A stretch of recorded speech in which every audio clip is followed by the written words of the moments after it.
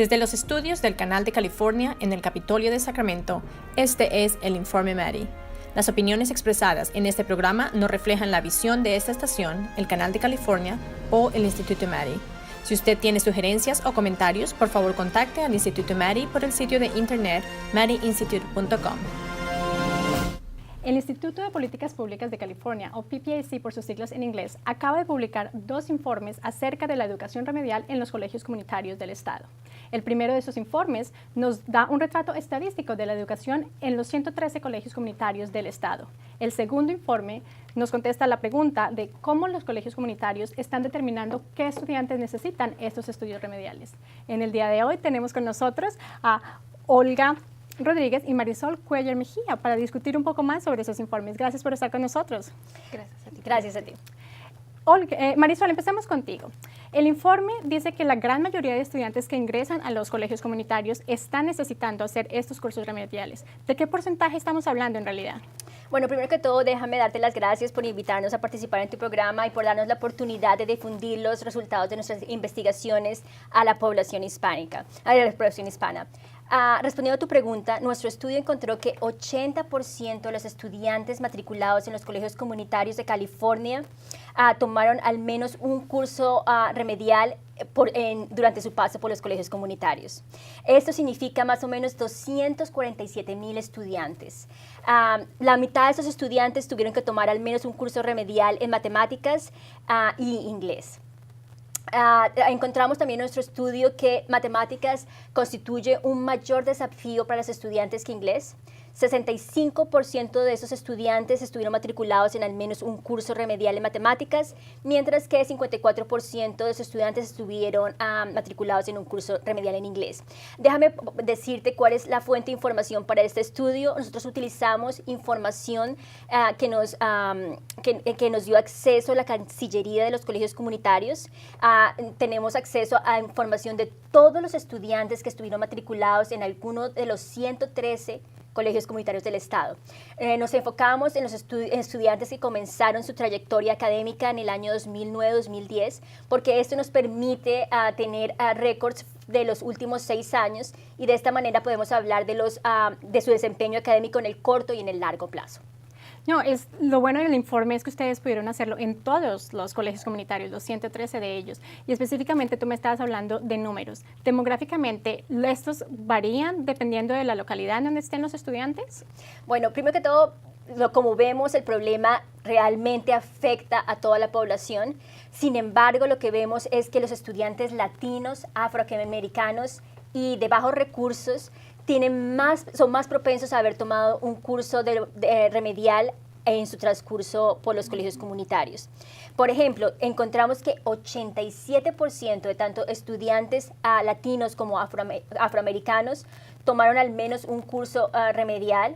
Esto comparado con 70% de estudiantes asiáticos y 74% de estudiantes blancos.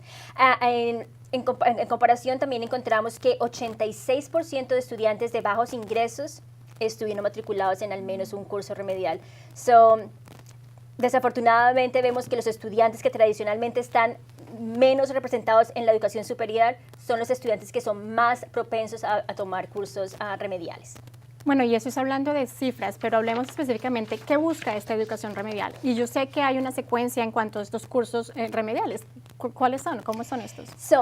Los cursos remediales, también conocidos como cursos de nivelación, tienen el objetivo de reforzar los contenidos y las destrezas que los estudiantes necesitan para asumir los retos académicos que significan los cursos postsecundarios. Como están diseñados, la educación remedial en los colegios comunitarios es a través de secuencias de cursos. Por ejemplo, tenemos que en matemáticas la mayoría de colegios ofrecen 4 niveles de remediación. Entonces empiezan en aritmética, siguen con preparación para álgebra elemental, y finalmente álgebra intermedia. Eso significa que para los estudios con las necesidades más grandes en términos de remediación, estos estudios tienen que pasar al menos 4 semestres tomando estos cursos y es importante destacar... Hasta llegar al nivel deseado. Exacto, y es importante destacar que estos cursos, la mayoría de estos cursos no cuentan para obtener un grado, grado asociado o para transferir, no hace parte de los créditos que necesitas para transferirte a una universidad. En inglés tenemos que la estructura y la duración de los cursos remediales varía bastante a lo largo de los diferentes colegios. En algunos colegios tenemos que se ofrecen cursos de lectura y redacción como parte de secuencias separadas. En otros colegios encontramos que ofrecen en la misma secuencia cursos de redacción y cursos de lectura. Y eso tiene implicaciones en términos en el número de niveles que los colegios comunitarios están ofreciendo en inglés. Unos colegios ofrecen 3 niveles, otros colegios ofrecen 2 niveles y así. Mientras que en matemáticas vemos que es más homogéneo. Bueno, y hablamos tal vez el tiempo por el número de semestres y cursos que tienen que hacer, es uno de los problemas, pero ¿por qué es tan problemático para estos estudiantes que empiezan su educación postsecundaria comenzando con cursos remediales?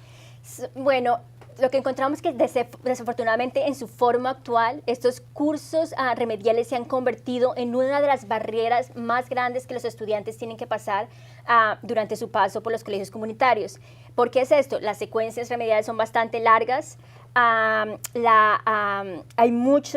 deserción es bastante alta y los resultados académicos son bastante desalentadores. Vemos que muy pocos estudiantes completan exitosamente estas secuencias y mucho menos estudiantes completan exitosamente un curso postsecundario en la misma disciplina.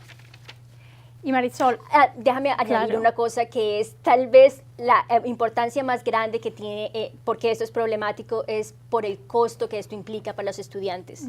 Esto tiene un costo bastante alto, no solamente en términos de la matrícula, also en términos, los estudiantes están usando parte de su ayuda financiera para pagar por estos cursos que no cuentan para su grado o para transferirse. También es bastante costoso en términos del tiempo que están gastando en estos cursos y los ingresos que están dejando, potenciales que están dejando de recibir. Para el Estado también es costoso porque sabemos que día a día la economía está requiriendo más y más estudiantes con títulos universitarios y nuestro Estado depende enormemente de los colegios comunitarios como punto de acceso a la educación superior. Comentaste que son desalentadores los resultados académicos que tienen estos estudiantes. ¿Por qué? ¿A qué te refieres específicamente? Específicamente, nuestro estudio encontró que únicamente 27% de los estudiantes que estuvieron matriculados en al menos un curso remedial en matemáticas y 44% de los estudiantes que estuvieron matriculados en al menos un curso remedial en inglés lograron completar un curso postsecundario en la misma disciplina. Únicamente 27%, 44%. Si miramos al desempeño académico de largo plazo, los resultados son aún más desalentadores. Encontramos que únicamente 24% de esos estudiantes lograron transferirse a una universidad para perseguir un título universitario, y esto es comparado con 65% de aquellos estudiantes que fueron designados como preparados para el colegio y tuvieron acceso directo a los cursos postsecundarios. ¿Encontraron ustedes en su informe cuál es la explicación de esta falta de efectividad para estos cursos remediales? Encontramos varias explicaciones a este fenómeno.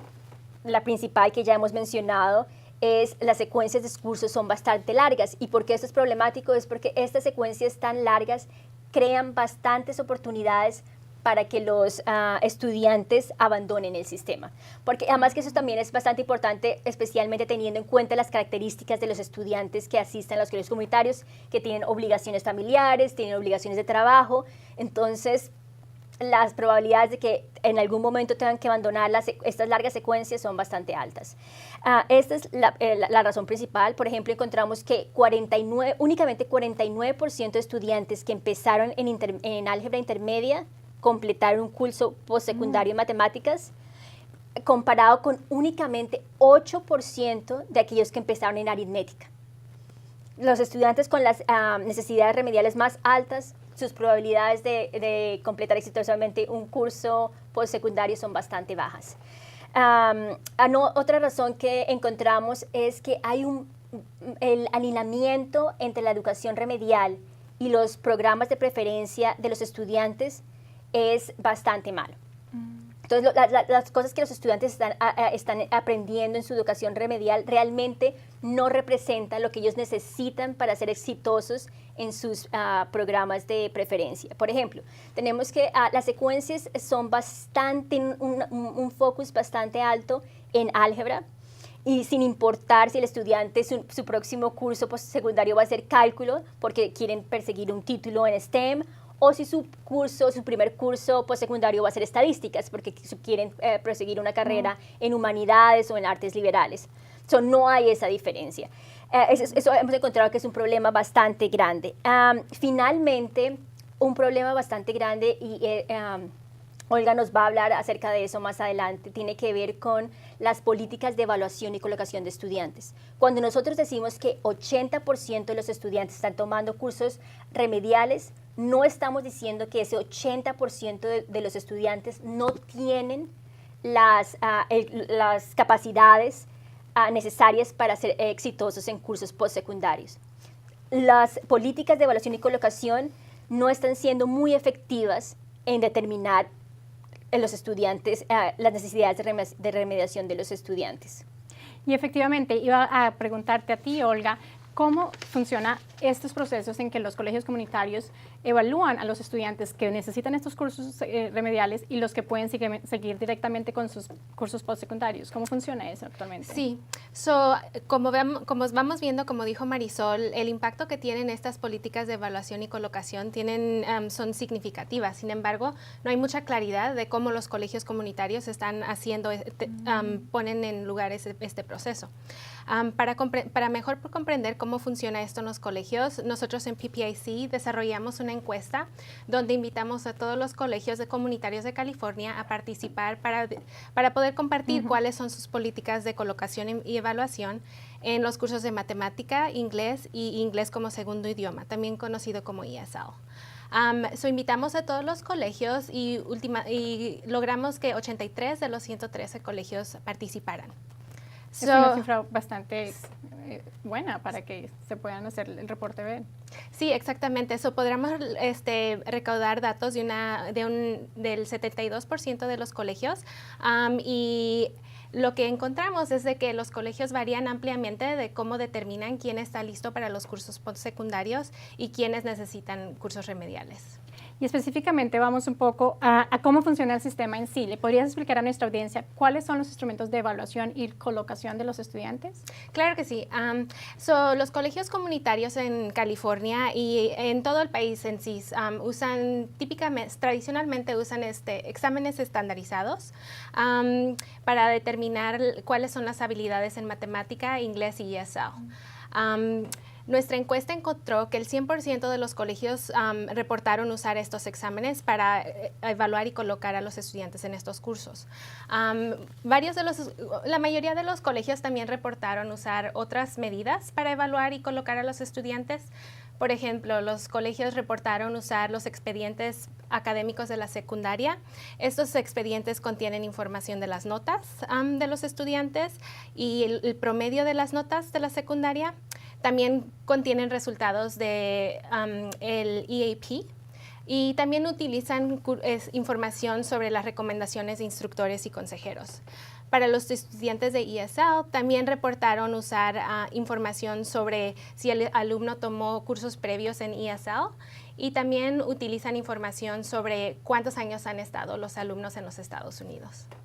Muchísimas gracias, Olga. Y estamos discutiendo con Olga Rodríguez y Marisol Cuellar Mejía del PPIC en todo lo que tiene que ver con educación remedial en los colegios comunitarios. Un poco más de esto al regresar.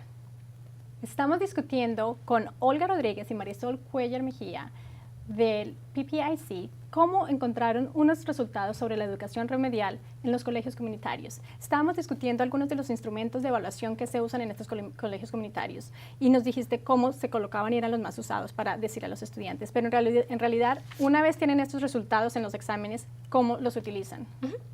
Sí, utilizando estos exámenes y otras medidas, los colegios comunitarios establecen puntuajes mínimos que determinan si un estudiante está listo para cursos postsecundarios o no. Nuestra encuesta encontró que los colegios usan una variedad de instrumentos y establecen con una variedad de puntuajes mínimos, pero aún así encontramos que aunque los colegios a veces usan el mismo instrumento, establecen diferentes puntuajes mínimos para determinar quién está listo o no. Por ejemplo, en matemáticas encontramos que aunque más de la mitad de los colegios usan un examen llamado el AccuPlacer, el puntaje mínimo necesario para que un estudiante, para que un estudiante entre a los cursos de matemática postsecundario oscilaban entre 25 y 96 con un puntaje medio de 58. Esto significa que con un puntaje de 58, un estudiante estaría elegible para los cursos postsecundarios en la mitad de estos colegios, pero en la otra mitad serían remitidos a cursos remediales. Entonces, cada colegio comunitario determina cómo va a usar estos modelos y los resultados de estas evaluaciones. Porque es problemático que no haya una homogeneidad en cuanto a esos resultados. Sí, esto es un problema especialmente para el 40% de estudiantes que se matriculan en más de un colegio comunitario. Significa que un estudiante pueda ser impactado por dos distintas políticas de evaluación y colocación. En un colegio pueden estar listos para los cursos postsecundarios y en el otro no. Eso pueden causar confusión en los alumnos y no saben qué está pasando. También sugiere que las políticas cuales están impactando a los estudiantes realmente depende de dónde se matriculen los estudiantes y eso tiene implicaciones para la equidad. Cuando hicimos un análisis de los colegios que están poniendo puntuaciones mínimas más altas comparada con las que tienen unas puntuaciones mínimas más bajas, notamos que los estudiantes de color y más importante los estudiantes afroamericanos en cuanto a la matemática suelen entrar a colegios que tienen puntuaciones más altas, que significa que tienen menos acceso a los cursos a nivel postsecundario y estos cursos son necesarios para avanzar. Están tratando de llegar a estos, pero no pueden tener las notas que necesitan. Exacto. Y específicamente para nuestra audiencia hispana, ¿nos puedes explicar qué resultados encontraron con respecto a el ESOL, que es la educación específicamente para estudiantes que necesiten inglés, y las repercusiones en estos estudiantes que están haciendo esos cursos y los cursos remediales? Claro. Sí, cada año aproximadamente 30,000 estudiantes entran como nuevos alumnos para estudiar inglés como segundo idioma, tomando cursos de ESL. Nuestra encuesta demuestra que para estos alumnos se utilizan menos medidas de evaluación y colocación, un promedio de 2 medidas comparadas con 3 medidas para el inglés y las matemáticas. También encontramos que son las probabilidades de usar los expedientes académicos de la secundaria son menores. Significa que los estudiantes de ESL están siendo beneficiados menos por estos récords que han demostrado investigaciones que son mejores en determinar la evaluación y colocación de estudiantes. ¿Hay algún otro resultado en la encuesta que nos quisieras compartir y que no hemos tenido la oportunidad de hablar en este momento?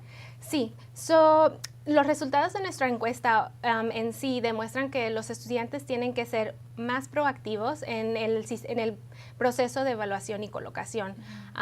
Como dijimos, el uso de los expedientes académicos de la secundaria, también conocidos por su término en inglés, que son transcripts de la secundaria, en ciertos casos solo son utilizados si el estudiante lo pide personalmente.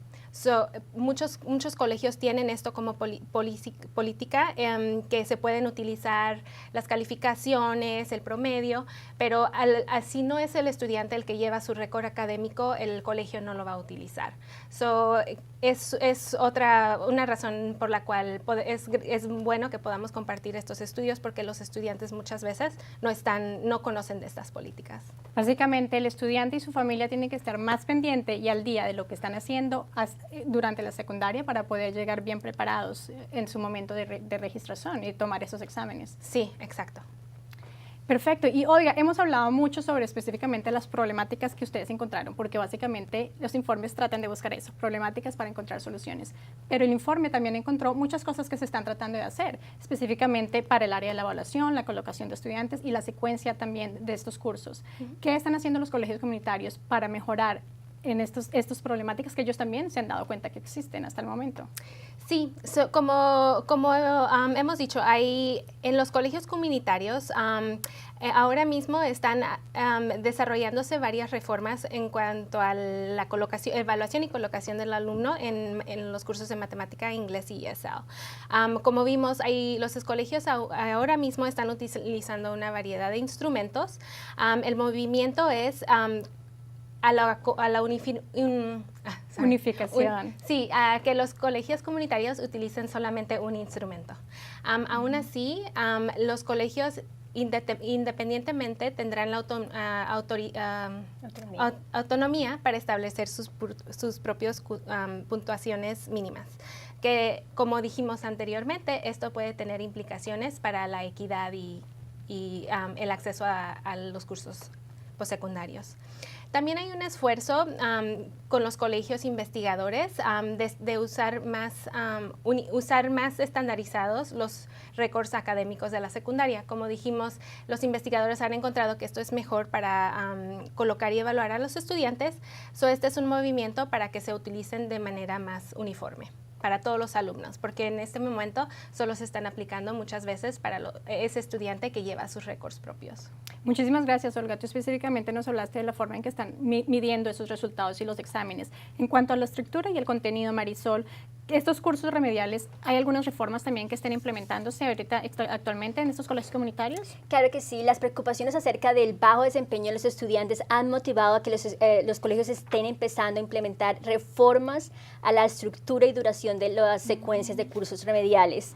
En la mayor parte, estas reformas se han enfocado en dos cosas. La primera que tiene que ver con reducir el tiempo que los estudiantes tienen que pasar para satisfacer estos requisitos de remediación, y el segundo tiene que ver con un mejor alineamiento entre el contenido de la educación remedial y los programas específicos de estudio. Déjame darte unos ejemplos de reformas específicas. Sí, por ejemplo, los colegios han empezado a ofrecer cursos comprimidos en los que se combina el contenido de 2 cursos en un solo semestre. Entonces, por ejemplo, antes tú tenías que ver álgebra elemental y álgebra intermedia en 2 semestres diferentes. Ahora unos colegios están empezando a ofrecer el contenido de esos 2 cursos combinado en un solo semestre. Otra de las reformas que están implementando es dividir el currículum de un curso específico entre diferentes unidades que representan habilidades concretas, y de esta manera los estudiantes pueden únicamente enfocarse en aquellas habilidades o conceptos de los cuales tienen deficiencias. Otro ejemplo de reformas que los colegios están implementando es darle a los estudiantes la oportunidad de tomar cursos remediales al mismo tiempo que están tomando cursos postsecundarios. En algunos casos esto toma la forma en que el estudiante se matricula en el curso postsecundario, pero es requerido de tomar con algún soporte para su remediación. Y finalmente, una de las reformas también que está siendo bastante implementada tiene que ver con rediseñar el currículo de los cursos dependiendo del programa de preferencia del estudiante. Un ejemplo de esto son los cursos acelerados en estadísticas, que preparan al estudiante para ser exitoso en estadísticas a nivel postsecundario. Entonces, hay algunos colegios comunitarios que están haciendo eso, los cambios. ¿Qué tan común son estas reformas? ¿Y hay algún resultado en cuanto a los porcentajes de estudiantes que ya se están beneficiando de estos cambios?